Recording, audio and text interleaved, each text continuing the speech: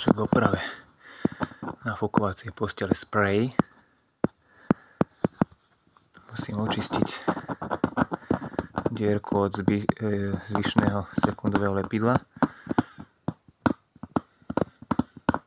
ale dosť jemne, aby sme nepoškodili viacej dieru a okolitý povrch. Je dobré, keď sa očistí na gumu, vtedy lepidlo lepšie prilnie k PVC-čku alebo vinilu.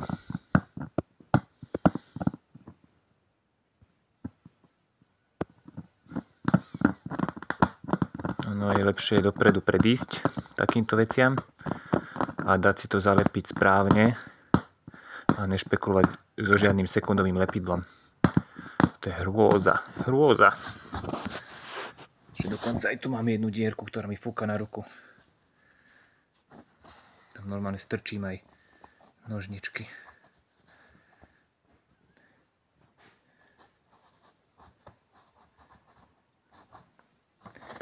To tiež budem musieť dopraviť. No, postupne to spravíme. Takže sekundové lepidlo sa mi podarilo z vinilu odzbrojiť po takých 5 minútach intenzívneho šúchania. A teraz ho odmasním a potom nasleduje samotné lepenie. Odmasním to.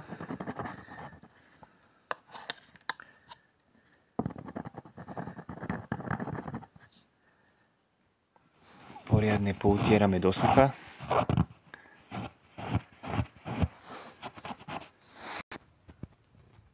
Použijem kvapku lepidla.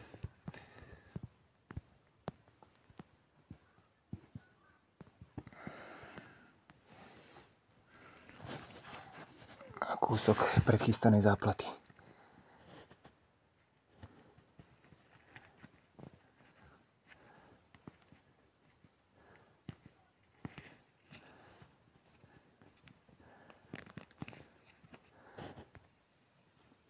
Dôležité je záplatu dobre pritlačiť.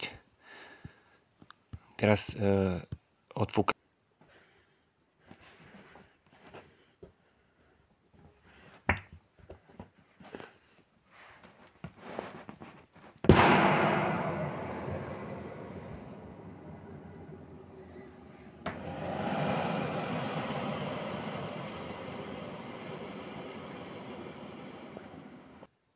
A záplatu poriadne pritlačíme.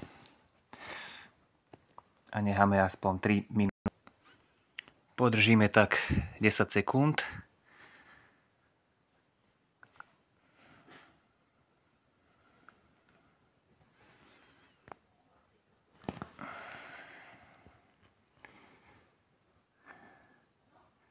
A je vidno, že lepidlo sa krásne rozlialo po celej záplate. Len to mohlo trošku vyzerať inak ešte predtým, jak sa lepila tá čierna záplata.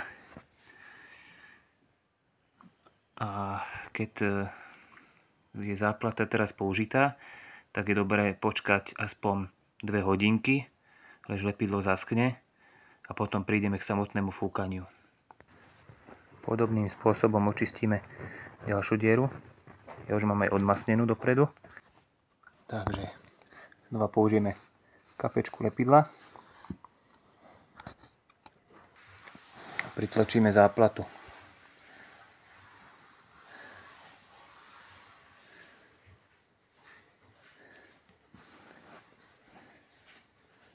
Podobným spôsobom ako pri prvej.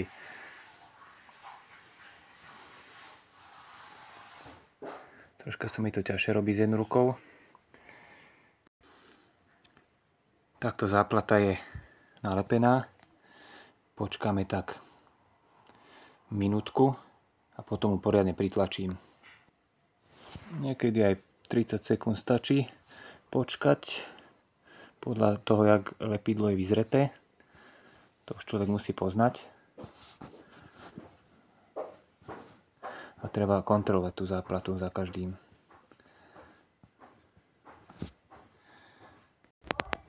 Záplatu podržím aspoň 10 sekúnd a malo by to byť hotovo. Takto tiež počkáme hodinu, dve, lež to vytvrdne a potom sa môže nafúkať. Samotná oprava, keď vieš ako, trvá 5 minút. S nafúkaním 10 minút.